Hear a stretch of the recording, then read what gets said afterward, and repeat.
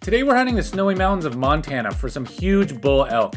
Now this unit typically produces really big bulls like this one, and yes, later you're gonna get to see my face seeing one of the biggest bulls I've ever seen in my entire life. There was an epic snowstorm about to happen and we're just about to start an adventure. Forecast is snow and cold and more snow, so we're gonna go sight the rifle in and head up in the mountains, yeah. Now it's important you set in your rifle after you fly in the plane because a lot of times the luggage gets bumped and your scope gets moved. This is me sighting my rifle, and by the way, this is Tom, this is my hunting guide. He's also a friend of mine, and I'm not super proud of these shots, but that's okay. At 100 yards, it'll kill an elk. I wasn't really too worried about that because the weather forecast said it was about to just dump a bunch of snow. Impacts travel will be very difficult to impossible. Blowing snow will reduce visibility significantly. Cold wind chill as low as 20 below. And if I'm going to be really honest with you, I was really anxious about the amount of snow that was about to be dumped on us according to the forecast. It was going to be easy to get into camp and it was going to be very difficult to get out of camp.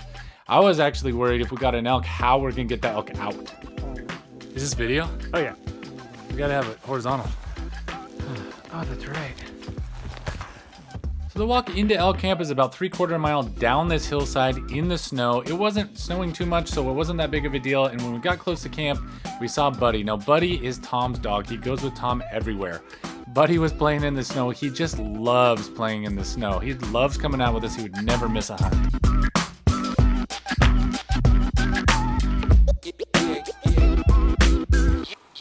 Ready for dinner?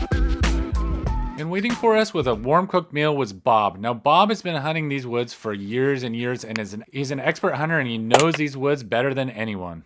Probably one of the most challenging opening weeks I've ever been on because of the heavy snow load and the cold weather. One of the most challenging opening weeks I've ever been at, and I've been to a lot of them. We've had record snowfall. This is, I've never experienced this since I've ever been in this camp. I've never seen this much snow October 23rd. It's incredible. We were quite concerned. A little bit of okay, we're gonna be going through 3.5 feet of snow, trying to hunt this country, which is very difficult to hunt when there's no snow. So day one, we get up, we get some good breakfast in us, and then we get out and we head out in the dark. We've got our headlamps on, and it becomes very apparent to me that I am not in as good a shape as I thought I was. Be in shape for this hunt. And that's the first thing I tell them when they call me and ask for this hunt. You cannot hunt this country without being in shape.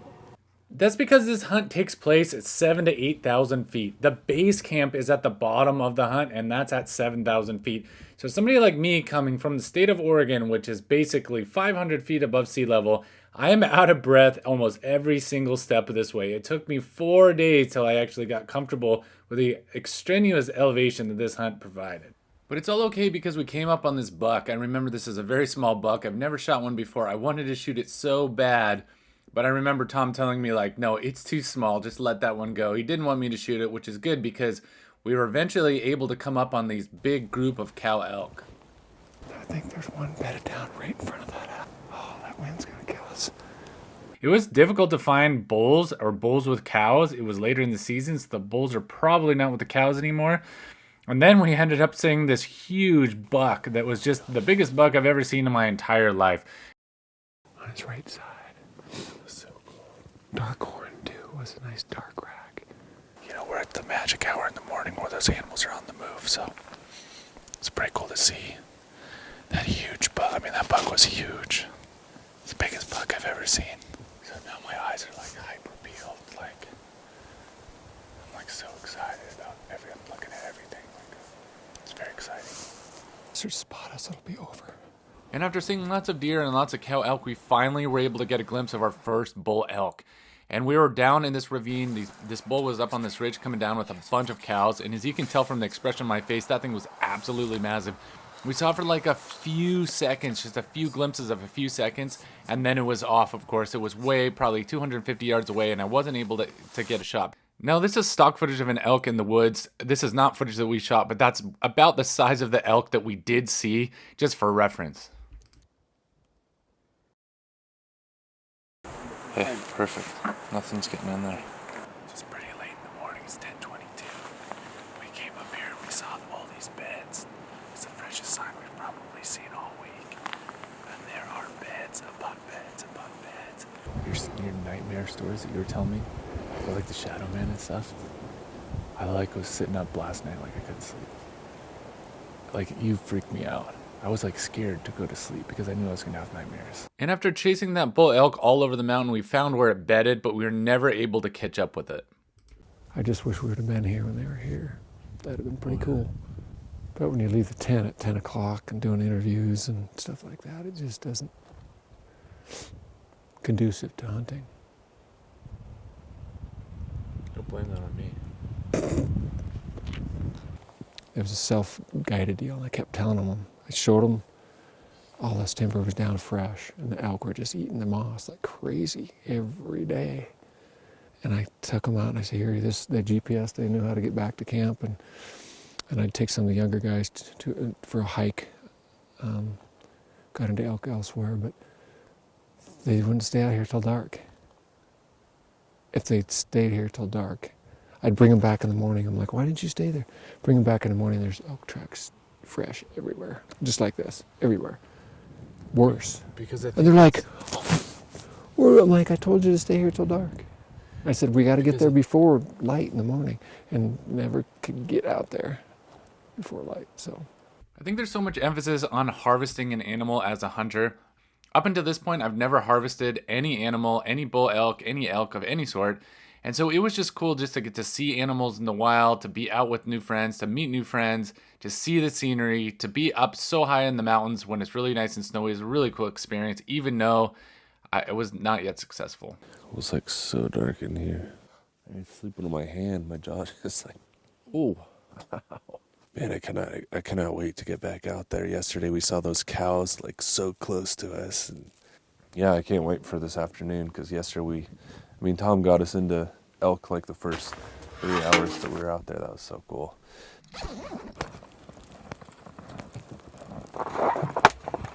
So the next morning we got up, and just like every morning, we're shoveling snow off the roof. We're shoveling snow on the pathway because it just keeps dumping more and more snow.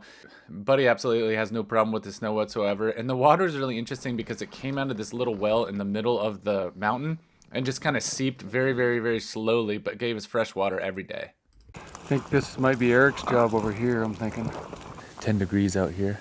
We saw a whole bunch of sign yesterday, so we're going to go out and kind of do that same route and see if we can intercept them. But Thinking downfalls changed my route through. We'll just weave my way through. Hopefully I can get it right to the downfall and go around that big draw. And then we'll come out on the top end of the trail ridge. And it's easier just to drop right down trail ridge and get a different view of the honey hole a little bit. So after walking hours and hours, we finally came up on a group of elk, and I just got so excited. I got my rifle all mounted up, and I was ready for a big bull to be following these cows. There ended up being about 4 or 5 cow elk that were like slowly approaching us, kind of looking at us cautiously. And to have 3 people, me, the cameraman, and a hunting guide, this made it very difficult to keep the movement to a minimum because we were standing there. It was so cold. I remember our hands are freezing, our shoulders are freezing, our legs are freezing. We just had to hold as still as possible. And then finally the lead cow was looking at us, and she decided she had enough. She started taking off. We never saw a bull in that group, but we were pretty sure there could have been a bull way back hundreds of yards behind them. But it was still a cool experience to get to see that. But once they might look at the map, oh yeah, and they actually get here up that road, and then they're like, oh crap, you know, and then they stay on the trails maybe for ways, and they're like, okay, no. And then they just walk back on the trail so they don't get off the beaten path. And all the years it took us to find this special spot here and other special spots, but which unfortunately I don't. There it is right there. She's coming out. Oh, it's a tiny little buck. You can barely make him out. There, he stuck his head down.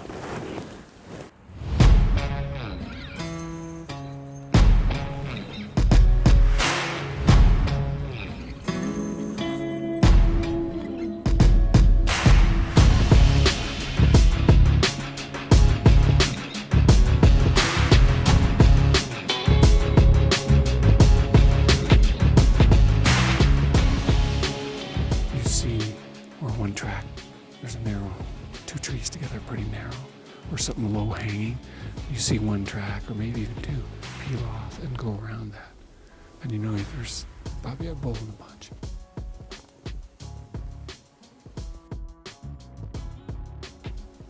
My head's up here. It's got snow on it, so it's hardly so. Something walked by there and knocked all the snow off those trees.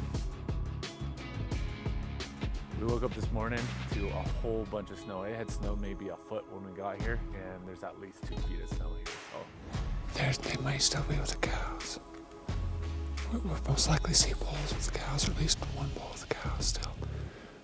The younger ones, the big bull. Possible still to see them with the cows too right now, but once the shooting starts, or they know that it's hunting season there, and then they start splitting off.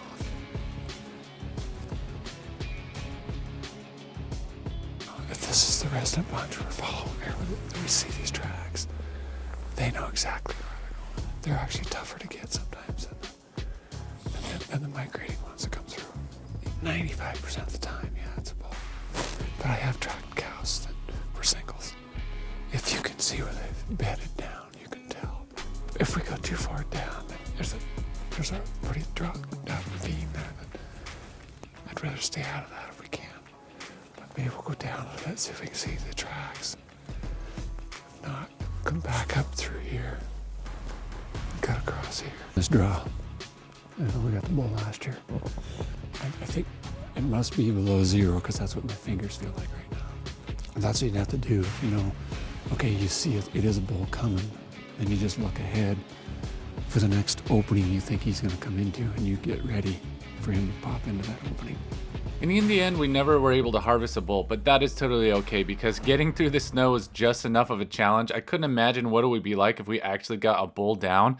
Taking me, the camera guy Bob, the guide Tom, everybody, all 4 of us trying to get that bull elk out of this deep snow would have just been horrendous. I was tired enough. I just kind of wanted to go home after a certain point.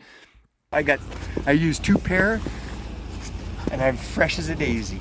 And all those worries that we had about getting out was not a big deal. We were able to get out just fine. There was lots more snow than when we came in, but that was okay because we got down to the bottom of the mountain and we went into the cabin and we were able to see all the bulls and all the animals that everybody else has killed throughout the years. So it was really inspiring. Someday that's going to be me up on the wall, and someday my bull's going to be even bigger than these. But until that day, we had just an absolute blast on this hunt. It's a very judgy animal. That is, that's the bull. I shot that bull. Backing up. My bull there. That's one of my better bulls. One of them.